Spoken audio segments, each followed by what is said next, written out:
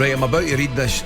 I can't believe it's true. It's the 27th meeting between England and five-time World Cup winners Brazil, and the first since a 0-0 draw back in 2017. How many times do you think England have beaten Brazil in 27? Not many. I'm trying to think of any. Let's go 5. It's a great guess. It's wrong, but it's a great guess. England have won only 4 of the previous meetings, but arguably got into the friendly favourites for the first time ever. I don't think that's an argument. No, I think England. I think England are a better team now. So do I. Than Brazil. So do I. With a player to player. That surprises me. It does. Well, Brazil have got such a great reputation around the world for football, haven't they? You know, they've started it really. You know, that first. That Brazilian kit they had, and you know, everybody just loves watching Brazil. They play the yellow. I don't know why. Shorts, it's just that iconic kit, isn't it? Well, it's just some sexy and attractive about them, wasn't there, back in the day? As I said, my first, I remember the 70 World Cup with Pelé and Jairzinho and all those boys. Then you go on 82. 82 was brilliant. And then you got Zico and all those boys, just fantastic. And then R9 and Roberto Carlos, Kaká, Ronaldinho. What a player! What a player!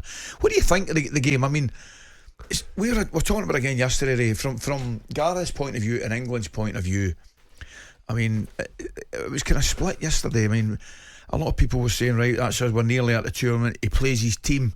Whereas I don't necessarily think that's the case. For example, I don't think I'd play Harry Kane, and I would certainly have a look at either Tony or Watkins or something. Absolutely. Like that. I think that's definitely going to happen. Yeah. It looks like Harry's not going to play, so it's an opportunity for these guys as well to get a bit of experience playing in an England shirt. And you know, I want to see players we've got in the squad for the first time, like Braithwaite. He's had a great season. He's been different. He's been brilliant. Scored that cracking goal against Brighton. I was there. Excellent. So players like that, I want to see them get an opportunity and see if they can handle the pressure, because he's a little bit more pressure playing for your country, and you're going to have a packed house, obviously, at Wembley. And you know, I think Gareth's got to try and find out. He will be able to try. He will be finding out about their attitudes and that in training as well. And their sort of how they fit into the different people around, because it's obviously difficult going into a team where you're not used to playing with them every single day.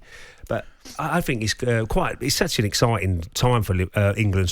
That you know they've got every opportunity. Anthony Gordon's got his opportunity. Cole Palmer, great. Two of them have been terrific. Two of them have been absolutely terrific this year. Palmer and Gordon. Yep. Well, anyway, also we're going to be Bukayo Saka. He pulled out the squad as you mentioned yesterday through injury, and Anthony Gordon is hoping to make his Three Lions debut. The Newcastle man had been linked with a switch to Scotland, believe it or not, but told our England correspondent Faker others that this was never on the cards. Come on, Anthony. So it was never a thought for me, and that's no disrespect to Scotland at all. I just think I've been tunnel visioned on playing for England since I was 5-6 years old, and nothing could ever shake that off, and I could never forgive myself if I never got to this point. And yeah, like I said, it's just a dream I've had from so young, so nothing else has ever entered my mind at any time. Yeah, I can understand that. He would have got a game for us, to be fair. I would have drafted him into the squad. But Scotland got a decent squad. We've got a decent squad, like definitely. But he's done well. Anthony Gordon, Cole Palmer's done really, really well. And I'm just reading here as well, you mentioned Saka, also Gabriel and Martinelli have all returned to Arsenal. What do you think? Well, certainly that's good news for Arsenal. Do you think, Ray, that's a kind of sign of the times right now? Well, it is really, isn't it? Because players, I'm not saying don't want to play for a country. Of course they want to play for the country. But effectively, if you're going to be brutally honest about it, an England-Brazil friendly international isn't as important to them as a run-in and the opportunity to win the next game for Arsenal, to win a City. But you look at the situation... you know, Saka, he's probably been carrying knocks. He does. You've seen him a lot, Ali, this season. When he walks off, he's that little limp. Yeah. So you don't know what he does day to day at Arsenal. You know, there might be a different programme for Saka than it is to, say, Martinelli or Trossard, because they're just trying to manage the injury. Get through it, and, you know, that's so important in football these days that you've got to try and manage people's injuries, but you're always going to carry slight knocks, ain't you, when you play? Well, you did, didn't I you? used to, and All the time. you used to say that inflammatory, get out All there. the time, I was mate. always worried about losing my position, but Correct. Saka's a little bit different because he's going to be playing on a regular basis, and he's not really got not loads of people breathing down his neck at Arsenal, but it's a situation where he's looked at it, and I think Gareth knows what he brings to the team. Yeah. He knows the players itself because he's been in that squad. He knows what he can, his personality. It's about the other guys coming into the squad and looking at their personalities. How will they affect the players? So I don't know if you agree, Ray, I think Gareth I think he knows his starting lineup in a big game. You know what I mean? If he was playing a Euro final tomorrow, Gareth would know the 11 it's players. all about what sort of opposition they're playing, though, isn't it? Yeah. Because would he play two holding midfielders instead of having a bit more attack-minded and Sure. go Well, Bellingham and Rice in there's- central? There's the thing as well, and talking to you about it, because if he just goes with the one in front of the back four, the one, and you'd automatically think he'd go Declan Rice, Yes. who I would suggest has been excellent playing one forward for Arsenal. Yeah. If Jorginho's sat there, I think Rice has enjoyed the freedom to go forward, Yeah. although you would look at the England squad, Ray, and say Rice would be the automatic one. And by the way, I don't think you can play Bellingham now back here after where Bellingham's playing with Madrid and the season that he's having with Madrid far further forward. I think Gareth would get absolutely crucified. I don't like it when you say I'm a holding midfielder. You know, my boy said it once to me, and I went, "What's a holding that? midfielder?" What's that? Because you've got to be versatile. If you get a space in front of you, you run into it, surely. 100%. If you're a holding midfielder, I can't go into that space because I'm going out of position then. It's not rocket science. The other midfielder then fills in for you. You know, you remember that video what went round with Tony Adams? Yes. Yeah, going forward, back. That was like Pistons, wasn't it? It was like 4-4-2. That's exactly what it was. It was, and that's what George Graham of course, has taught Tony Adams and as he's a manager. Right. You know, and we knew exactly what he was doing and Yeah. exactly what he's meaning.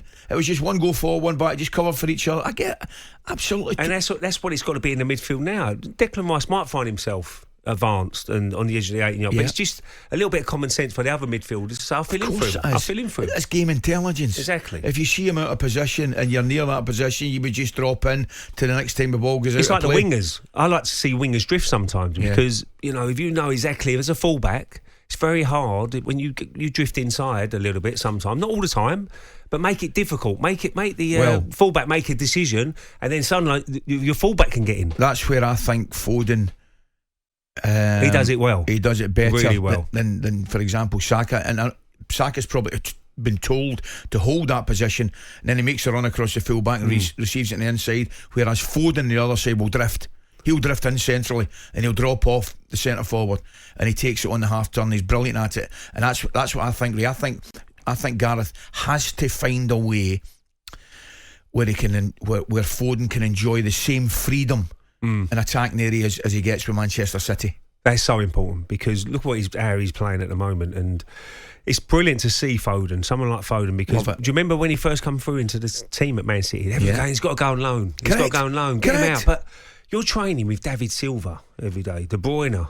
You're playing with some top quality players every day in training, and you've got Pep Guardiola as your manager, I know, who's improving you every day. Really, kicking you up the backside. Come on, make sure that's better. And now you're getting the fruits of it. Now look at how he's turned out as a player now. 100%. Maybe if he went out on loan, he wouldn't be the player he is now. You're right. And I'll be brutally honest with you. I was probably one of the ones that was saying, well, he needs to get some game time. He probably does need to go out on loan. And then you're questioning, But now he can't leave him out, can you? No. He's And probably you're right. one of the first on the team sheet. He must have been pinching himself every day getting into training. David Silva, Bernardo Silva, Rodri, all those guys, De Bruyne. It's absolutely amazing, mate. Amazing. Now, England's friendlies against Brazil and Belgium are both live on talkSPORT tomorrow and Tuesday. Coverage from Wembley begins at 6 p.m. tomorrow. With Adrian Durham, commentator Jim Proudfoot, England legend Stuart Pearce, and Three Lions correspondent Faye Carruthers. We've got that to look forward to. talkSPORT Breakfast, waking you up Monday to Friday morning from 6 a.m. on AM, on DAB, via the talkSPORT app and on your smart speaker. talkSPORT.